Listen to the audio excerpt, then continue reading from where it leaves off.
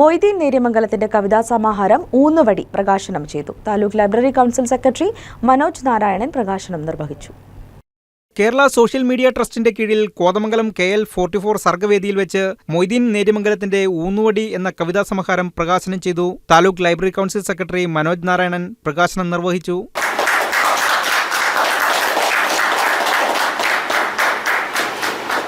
മൊയ്തീൻ സാറുമായിട്ടുള്ള ദീർഘകാലത്തെ ഒരു പരിചയം ഞങ്ങൾ പുരോഗമന കലാസാഹിത്യ സംഘത്തിൽ വളരെ ദീർഘകാലമായി ഒരുമിച്ച് പ്രവർത്തിച്ചു വരുന്ന ഒരു കൂടിയാണ് എന്നുള്ളത് കൊണ്ടാണ്. തീർച്ചയായിട്ടും കവിത എഴുതും എന്ന് അറിയാം. നിരവധി കവിതകൾ സോഷ്യൽ മീഡിയയിലൂടെ കണ്ടിട്ടുണ്ട്, വായിച്ചിട്ടുണ്ട്. പക്ഷെ ആദ്യമായി പുസ്തക രൂപത്തിൽ അദ്ദേഹത്തിൻ്റെ കവിതകൾ പ്രസിദ്ധീകരിക്കുമെന്ന് അറിഞ്ഞപ്പോൾ വളരെ സന്തോഷം തോന്നി.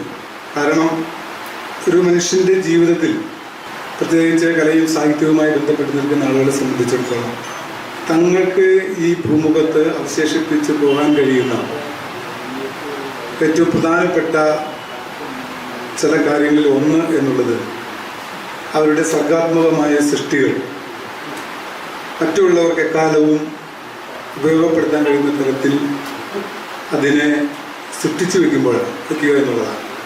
എഴുത്തുകാരൻ ബാബു ഇരുമല പുസ്തകം ഏറ്റുവാങ്ങി. എഴുത്തുകാരൻ ജോസ് കോനാട്ട് പുസ്തക പരിചയം നടത്തി. ട്രസ്റ്റ് ചെയർമാൻ അഷ്റഫ് ബാവ അധ്യക്ഷനായി. സീബ MS സ്വാഗതവും TK ഉണ്ണി നന്ദിയും പറഞ്ഞു.